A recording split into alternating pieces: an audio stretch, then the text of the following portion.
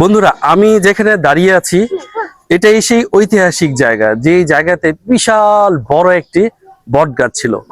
এবং আমি এলাকার আশেপাশে সবাই কাছ থেকে যা জেনেছি, এই বট গাছটার উপরে বজ্রপাত হয়েছিল এবং বজ্রপাত হওয়ার ফলে বিশাল বড় এই বট গাছটা কিন্তু দুভাগ হয়ে গিয়েছিল। পরবর্তীতে এই গাছটা কেটে নেওয়া হয় এবং এটার গাছের চারপাশে একটা বাউন্ডারি ছিল। আপনারা দেখতে পাচ্ছেন এখানে কিন্তু কোনো কিছুই আর অবশিষ্ট নেই। এই বট গাছের ছিটে ফোটাও নেই, কোনো চিহ্ন নেই। যেই বট গাছে কিন্তু প্রচুর মানুষের অনেক অনেক স্মৃতি রয়েছে। এখানে ফুটবল খেলা হতো, এখানে ক্রিকেট খেলা হতো, এখানে 90 দশক বলেন, 70 দশক বলেন, 80 দশক বলেন, এখানে অনেক ব্রিটিশ আমল থেকেই এখানটায় কিন্তু খেলাধুলা করা হতো।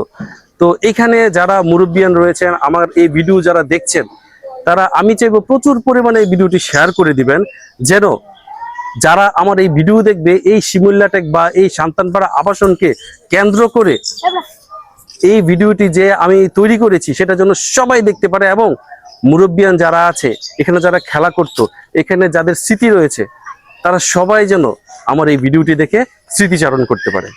চলুন তাহলে দেখা যাক এই সান্তানপাড়া আবাসনটি। আসসালামু আলাইকুম। ওয়ালাইকুম সালাম ওয়া রাহমাতুল্লাহি ওয়া বারাকাতুহু। বন্ধুরা, আমি আজকে দুইজন চাচাকে পেয়ে গিয়েছি যে এই সান্তানপাড়া যে আবাসন রয়েছে সেই আবাসনের মধ্যে। তো আমি আসলে এই চাচাদের মাঝে আসলে জানতে চাচ্ছি যে এই আবাসনের মধ্যে আসলে কত বছর ধরে আছে ওনারা, আর কি কি সুযোগ সুবিধা পাচ্ছে আর কি কি অসুবিধা পাচ্ছে। চাচা, আপনার নামটা একটু বলবেন। আমার নাম আলতাফ হোসেন। আলতাফ হোসেন। চাচা, আপনার নাম? আমার নাম সাকর আলী। সাকর আলী। আচ্ছা কাকা, কত বছর ধরে এখানে আছেন? আমরা আজকে 22 বছর ধরে। 22 বছর? দুজনেই কি 22 বছর ধরে আছেন? সমানে। আচ্ছা আচ্ছা আচ্ছা। একদিনই আমরা সবকিছু। এমনিতে চাচা মূলত মানে আপনাদের দেশের বাড়ি কোথায়? আপনার দেশের বাড়ি আমার কোথায়? দেশের বাড়ি এই জয়নগর। জয়নগর। আর কাকা আপনার? আমার দেশের বাড়ি হলো মাধবদীর খুবই, গ্রামের নাম বতুয়াদি। মাধবদী। আচ্ছা আচ্ছা, খুব ভালো জায়গা, খুব উন্নত জায়গা কিন্তু।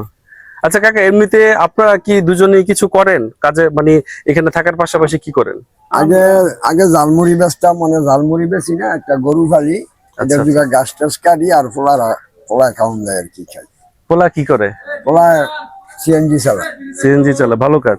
কাকা আপনার? আমিও গৃহস্থী করতাম।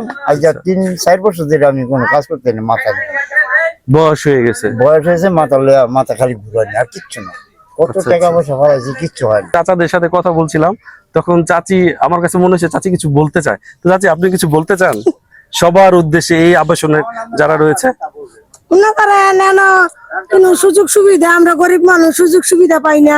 এদের আমরা কয়েকটা ঘর ঠিক করে দিছে, আর ওই যে দক্ষিণের সাইডে অনেকটি ঘর রয়ে গেছে, বাকি ওরা পানি খাইতেছে, অনেকে বাথরুম নাই। এই যে মনে করেন আমাকে এই যে কয়েকটা রুমের মধ্যে একটা ছামা নাই, আমাকে পানির কষ্ট, অনেকই কষ্ট। সুখ দুঃখ হাসি খানা মিলেই কিন্তু মানুষের জীবন। তবুও দোয়া করি এই আবাসনের সকলের জন্য অনেক অনেক উন্নতি হয়। যারা এই শিমুল্যাটেক জায়গাটি চিনে থাকেন, যারা এই জায়গার মধুর মধুর স্মৃতি রয়েছে, তারা অবশ্যই আমাকে কমেন্ট করে জানাতে ভুলবেন না। সবাই ভালো থাকবেন, সুস্থ থাকবেন, সুন্দর থাকবেন। আর হ্যাঁ, ভিডিওটি অবশ্যই শেয়ার করে দিবেন, যেন এই সান্তানপাড়ার ঐতিহ্য সারা বাংলাদেশের মানুষ দেখতে পায়, জানতে পায়, বুঝতে পায়।